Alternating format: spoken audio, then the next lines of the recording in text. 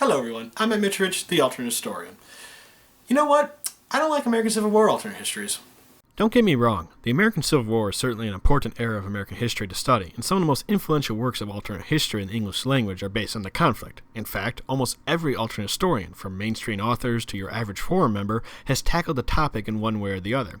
It is in many ways the gateway drug for how hundreds of alternate historians discover our favorite genre. But that is part of the problem. So much has been written about the topic that it's hard to find anything original or compelling anymore. Time after time, we're presented with the same old cliches. Even the plausible cliches have been used so often that, if I can be brutally honest, make reading an American Civil War alternate history just boring. And I, for one, am sick of it. So to fight back, I decided to create a timeline combining as many cliches from American Civil War alternate histories that I could find.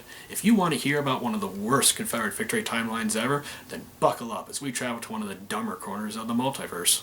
Our story begins with the CSA being victorious at the Battle of Gettysburg. How do they win, you ask? Doesn't matter, they just do. And furthermore, the entire Army of the Potomac disappears because all armies fall completely apart after losing just one battle, right?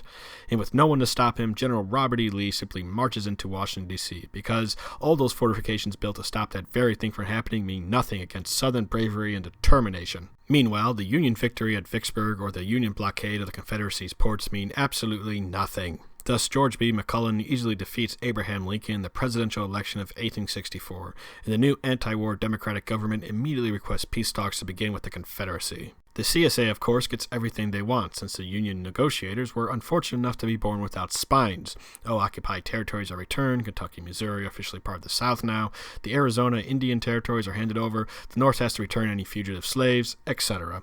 Also, Ulysses S. Grant drinks himself to death, Abraham Lincoln sinks into disgraced obscurity, and William Tecumseh Sherman is swallowed whole by the earth, because he is literally the devil. Meanwhile, in the glorious Confederacy, Robert E. Lee is elected the next president in 1867, despite not showing any interest in politics and being really old and close to his our timeline death in 1870. Nevertheless, he still managed to set the CSA on the path to become a libertarian utopia, because apparently not having a functioning central government means you become an economic powerhouse. Just ask Somalia, Libya, Yemen, or Syria. Also, government debt and inflation from the war are magically whisked away, because economics is hard and who wants to write about that? The South also industrialized rapidly despite being dominated politically by large plantation owners. But there is a good reason for this, and that reason is something Southern chivalry, something real America. Oh, and slavery gets outlawed around that time too. It's really not important when. I mean, it's not like it was the bedrock of the Confederate economy, enshrined in their Constitution, or the very reason they started the war in the first place.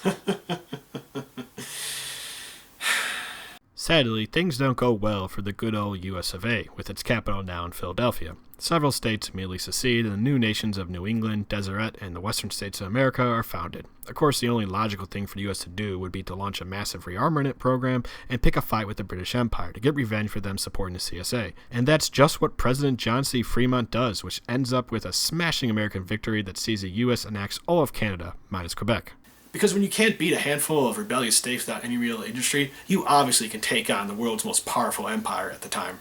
Nevertheless, the U.S. is still always behind the CSA in everything they do. Also, just look at the way they treat their factory workers, and is that child labor? My God, the South would never do anything that immoral. And because they are so right with God, by the 20th century, the CSA has become a true world power. With their technologically advanced armies, the Confederacy expands south, gobbling up Mexico, Central America, Cuba, etc.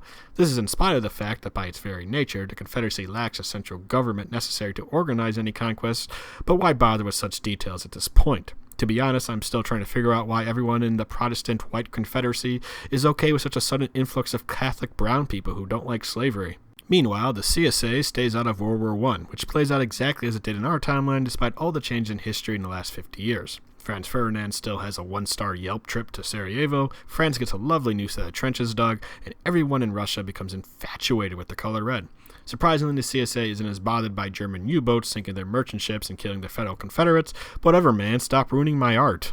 Anywho, Germany wins, because Germany always wins a world war if America doesn't get involved.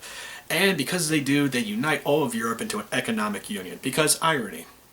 Japan, meanwhile, just gobbles up big chunks of Asia and the Pacific with no one batting an eye or, starting a war to stop them. But look at the pretty space-filling empires we can create. Oh, I wonder if I can overlay the rising sun on this. If only I knew how to use Photoshop. And we end our alternate history with the world a better place, thanks to it being controlled by conservative, militant autocracies rather than free liberal democracies. There is absolutely no dissent against the government, and free blacks never experience any sort of discrimination, such as sharecropping, lynchings, or Jim Crow, because there are none of those damn Yankee SJWs to stick their noses where they don't belong. And nothing happens in South America. Well, I hope you guys enjoyed my cliched American Civil War timeline. And if I offended you, good! Because if there's anything more cliche about American Civil War alternate histories, it's all the unnecessary fighting in the comment section. That said, if you did like my cliche timeline, please let me know, and maybe I'll drop another one for a different period of history. There's a lot of unoriginality to cover. Well, there's enough to say on the subject. If you like what I do, please comment, subscribe, share this video, support me on Patreon. I'm Matt Mitrovich, the Alternate Historian. Bye!